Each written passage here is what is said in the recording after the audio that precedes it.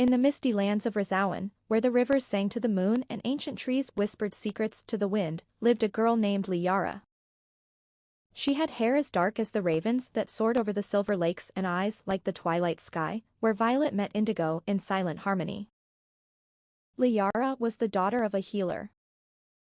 Every dawn, she gathered herbs deep in the forest, speaking softly to the plants before plucking their fragrant leaves. She believed that nature listened, and in return, it revealed its hidden miracles.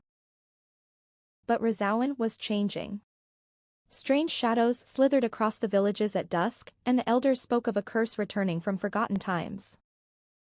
Livestock fell sick, crops withered in their green youth, and an uneasy silence gripped the land. People prayed to the gods of river and sky, but no answer came. One night, while collecting moonflowers by the river, Liara heard a faint song weaving through the reeds. It was a melody of sorrow and longing, too beautiful to belong to any mortal tongue.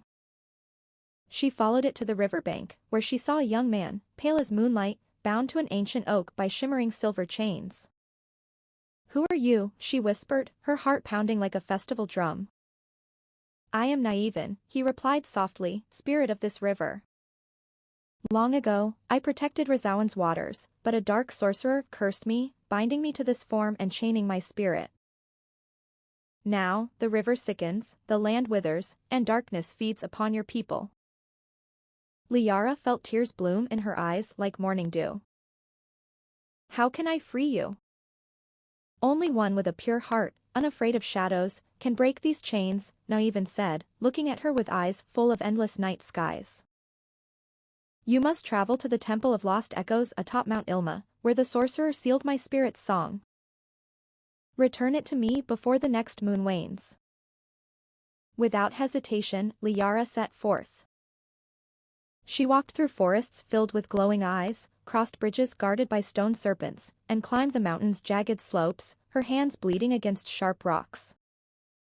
On the final night, she entered the temple, where a great black dragon slept coiled around a crystal orb pulsing with silver light, Naivan's song. She bowed deeply and spoke from her soul. "Guardian, I seek not to steal nor conquer, but to heal.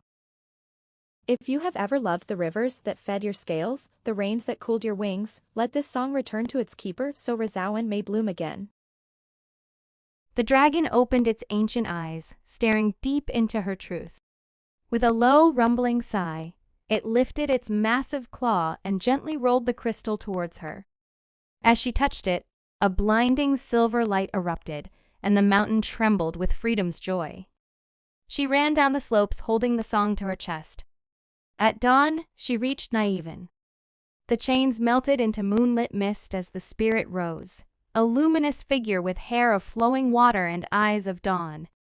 "You have freed me," he whispered, cupping her tear-stained face. "Rizawan shall thrive once more, and I shall never forget your courage." As his spirit rose into the morning sky, the river shimmered with silver light, fish leapt in joy, and green returned to the land. Villagers awoke to flowers blooming where their tears had fallen, and they sang Liara's name with reverence. Years passed, and whenever a lonely traveler sat by the river under the moon, they heard two voices singing Liara's gentle song, and Naivan's deeper harmony weaving with hers forever.